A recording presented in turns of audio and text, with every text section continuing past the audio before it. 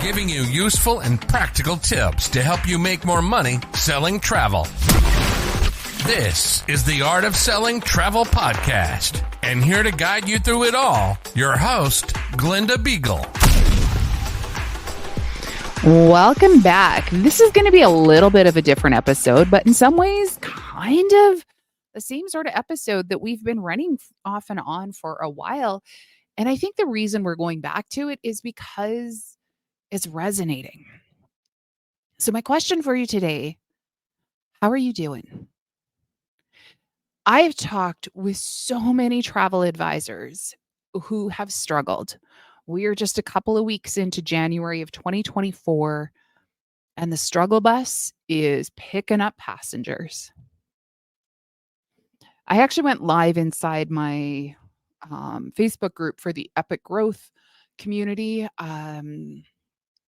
because when they were doing their accountability, I was noticing such a pattern. And then I talked about it in other places and I got the same sort of feedback.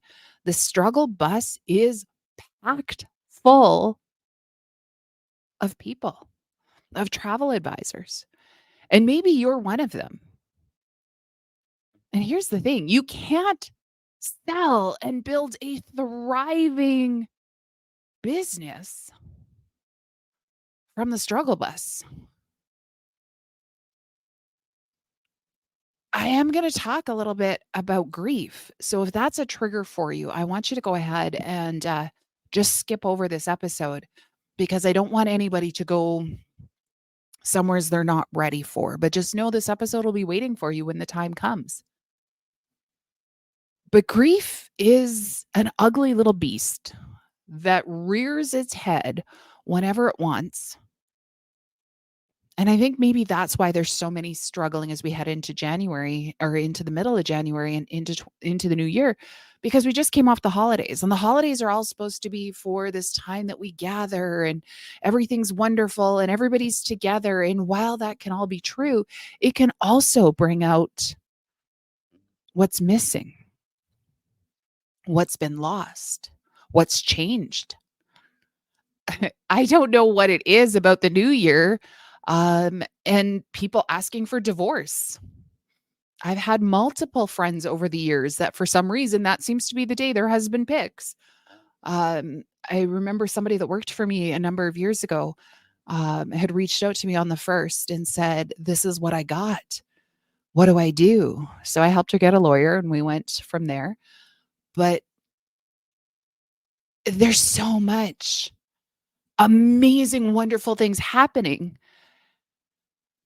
But internally, we're dealing with so much, whether it's loss of life, loss of a future vision that you had, whatever it is, it hits us.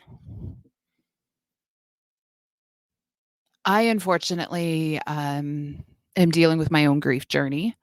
And, and it's one of those things where the day after we were notified of my brother's death, I actually went into my office the following day and I worked all day. I don't remember what I did. I remember not telling clients and just going about business as though nothing had changed.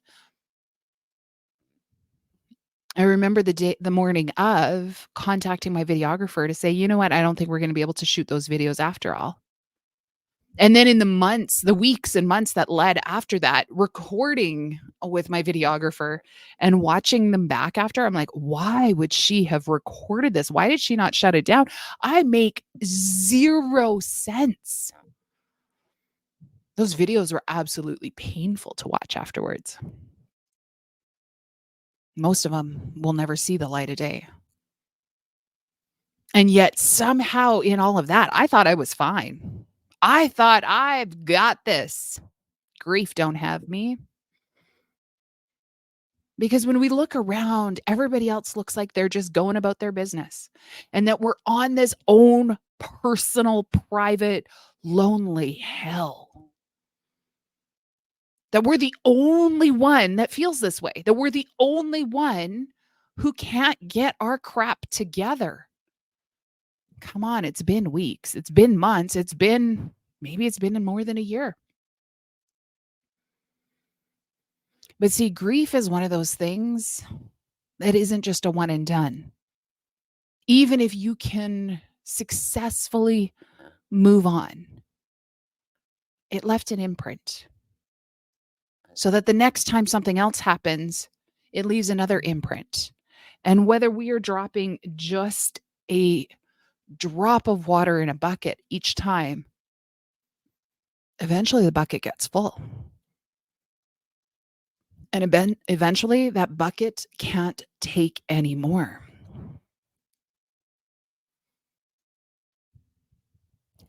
When our bucket is overfilled with grief, with struggle, with trauma, with whatever it is, how the heck are you supposed to figure out how to run your business? How on earth are you supposed to put one foot in front of the other and just go on as if nothing happened? There's lots of people out there that will tell you, no problem, you just do it. You just pick yourself back up. Each week inside of the Epic Growth Group, I ask them, what was your win of last week? I want to know, what are you celebrating? But I also had put the caveat on there that if your celebration was simply you drug your butt out of bed every day, freaking celebrate it. Because for some, that's not even possible.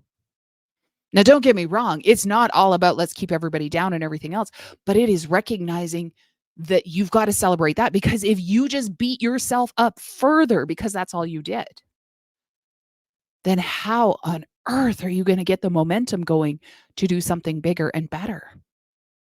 And the same can be true. We could look at our travel business and say, but I only got one inquiry. I only got one this. I only did that. Yeah, but it only takes one. Maybe your win is that you actually showed up and you posted on social media every day.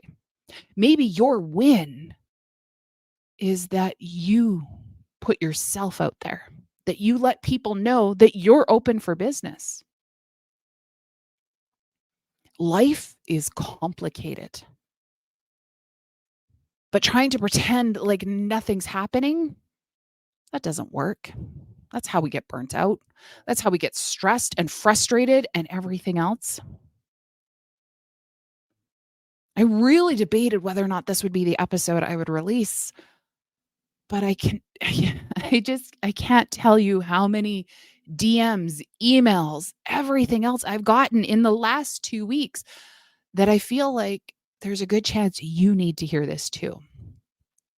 And more importantly, if you're still listening, there's a really good chance you need to hear this. But we can't just go at 99 miles an hour and think we're going to get there. All we got to do is go 1 mile faster and we're going to hit that 100 miles an hour.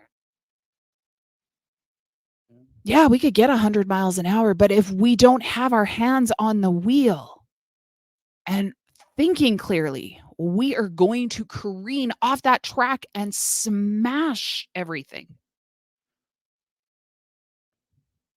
And while you might be okay in the moment now, if we haven't done the other work, you might be shocked at something else that can knock you flat out. I have fully admitted I am working with a grief counselor. And I will say that's one of the best things I've done. I attended something in 2019, and Shalene Johnson she runs Insta Club Hub and different things like that. She was the speaker there, Marketing Impact Academy. That was her main one then. And we were talking and I said, well, I just closed my office. And she said, did you grieve it? And I said, what do you mean? Like, I closed it by choice. I'm moving on. She goes, but did you grieve it? And when she said it, it struck a chord with me, and instantly my eyes filled with tears. And I said, apparently not, but I'm so confused. So she was telling me about how when she and her husband sold a business, they sold it for 7 figures, loved it, sold it, but it just wasn't who they wanted to be anymore. She went into therapy And then she ended up, her therapist told her she needed to go to grief counseling.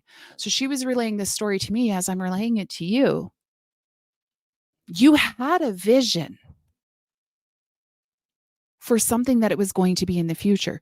When you start a business, when you have a relationship, when you have somebody in your world, there is a vision to all of it. And we have to grieve it when it's gone, even when it's gone by choice. I chose to close my office because I wanted to coach full time at the end of 2018 into 2019. That was without knowing what 2020 was going to bring. But that was what my choice was. I was ecstatic to do it. I remember celebrating my 40th birthday at the beginning of 2019 and being so completely over the moon excited with this new path of my life. And yet here I was just 5 months later being asked if I had grieved it and being knocked completely flat out, not even understanding how to grieve. I didn't know that's what it was. I didn't know that's what was bottled up inside of me. But see, if we don't fix what's on the inside, we can't do what needs to be done in our businesses. We can for a while. Even for my own business, I've had this conversation with a few of my close friends and my husband, and I said, yes, it's taken me a long time to get to the level that I'm at, to get to the recognition that I'm at within this industry that I've been a part of for almost 20 years. There are so many people who have never heard of me. And that's okay. One, it means I got so much more room to grow. But two, I did not go pedal to the metal because I've spent the last 3, 4, 5 years working on the inside, working on getting myself whole. And the more that I work on that, the more I discover it is a forever, never ending project. And then I look at some of the others that haven't done the internal work. And while they have skyrocketed to the mountains and beyond, I see where it's starting to catch up. I see where things can pull them back down because they don't have that internal. And don't get me wrong, things still knock me off my game. I think I even talked about it on a past episode not too long ago, where I got knocked off my game because of something. But I also understand the root of what that was. And I understand that that's where I had been previously, thoughts I had had previously. But now I recognize that's not me. That's not who I am. That's who I was, but it's not who I am. It's not where I'm going. But imagine if I hadn't done that internal, if I hadn't slowed down to speed up. One of my coaches, that is his biggest thing, is you've got to slow down to speed up. And it is okay to give yourself grace. It is okay to wake up in the morning and think, I don't got this today. It's not okay to not have an option. It's not okay when you wake up in the morning and say, I don't got this, to then continue to punish yourself and beat yourself up. You've got to give yourself grace. And while you might wake up and think, I don't got this, you need to go through and say, okay, what fires need to be put out today? I got one fire, let's put it out and let's take the rest of the day for ourselves. For years, I thought self-care was just woo-woo. That's for the people who are weak. I now know that self-care is waking up and going, oh, okay, today feels like it's going to be a struggle. What do I absolutely have to get done today? What are my commitments? Perfect. These are my fires. These are my must do no matter what. I have these things. I can put one foot in front of the other for the next 45 minutes. And then if I don't take some time for myself, I am going to knock myself out long term. That's one of the biggest things I've learned. If I try to push through and punish myself, one, I am not going to get it done. I'm just going to lay there and punish myself. And then that punishment becomes more punishment, which becomes more punishment. You know, the whole momentum thing. Choose momentum in a positive way, but understand it's not all going to get done. If you haven't taken that time to recoup for yourself, how much energy do you have for going after the sales? If you feel like just a shell, you're not going to be able to hype people up so that they can be excited for their trip.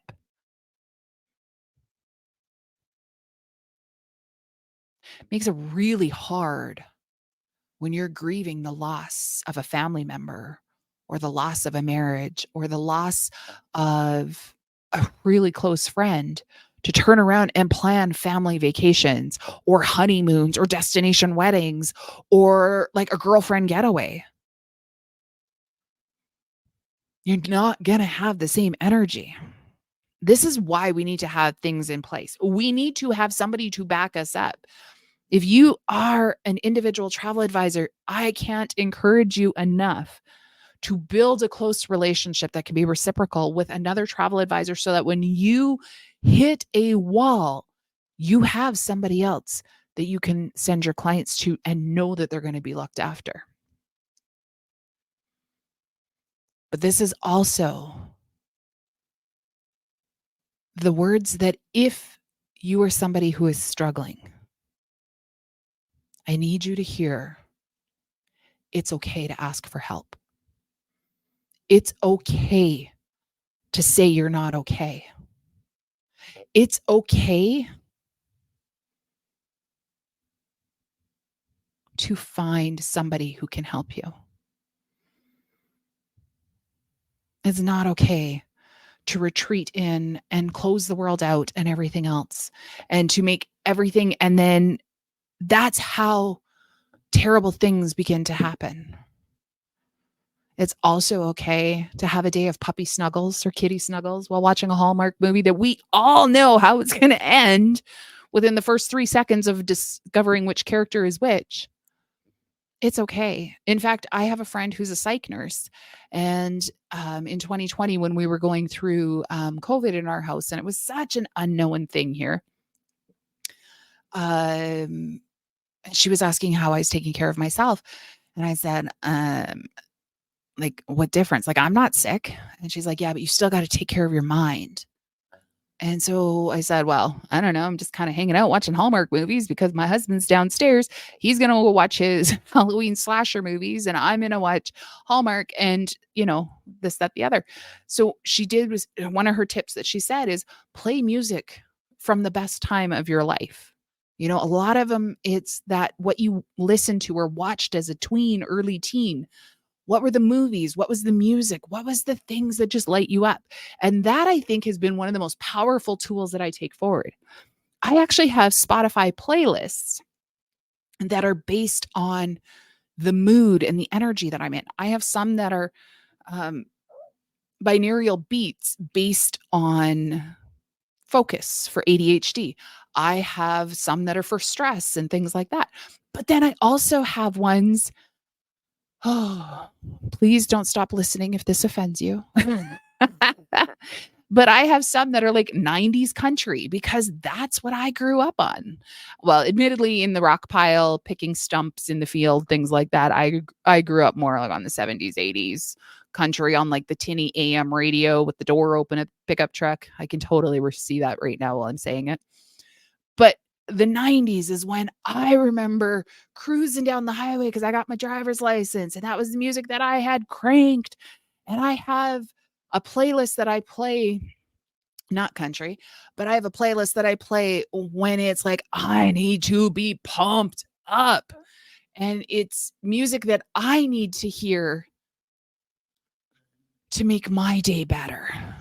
When I'm headed into a very stressful situation, I have my playlist of music that I play that's like, okay, as soon as I hear the pump, pump, pump of some of that music, and I would say the best way to describe it is when I was on the basketball team, the music that was pumping during the warm up. Like, I don't know about you or if you went through this, but when I was in high school, junior high, high school, that was my favorite part of the game, other than the fact that I was competitive and wanted to play, but was not a great athlete.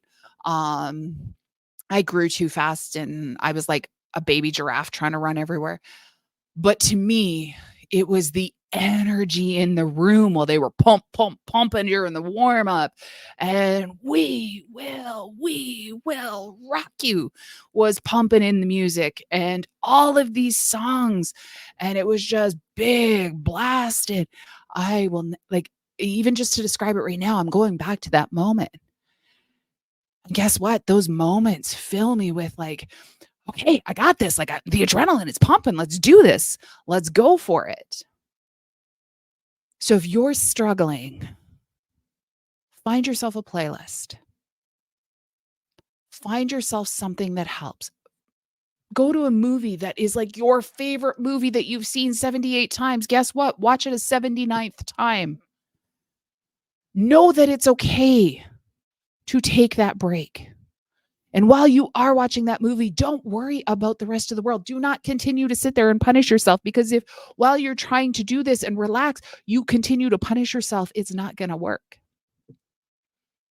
Most recently here, I read a book, Living a Non-Anxious Life by Dr. John Deloney, and it was phenomenal. He was explaining, he explained anxiety and the fact that anxiety is not the illness. It is the symptom. It is the fire alarm for what else is going on in your body.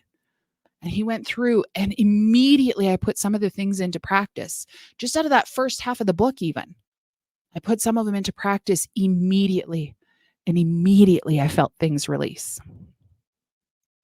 I'm not saying I have all the answers, and I am definitely not saying I am a medical professional by any stretch of the imagination. I am simply somebody who's putting one foot in front of the other, just like you. If this was something you needed to hear, I'm glad we were able to provide that for you. I promise you next week, we are going to be back. We are going to be giving you more tools, skills. We are going to be bringing back our regular episodes. I can't wait. We have some phenomenal interviews coming up.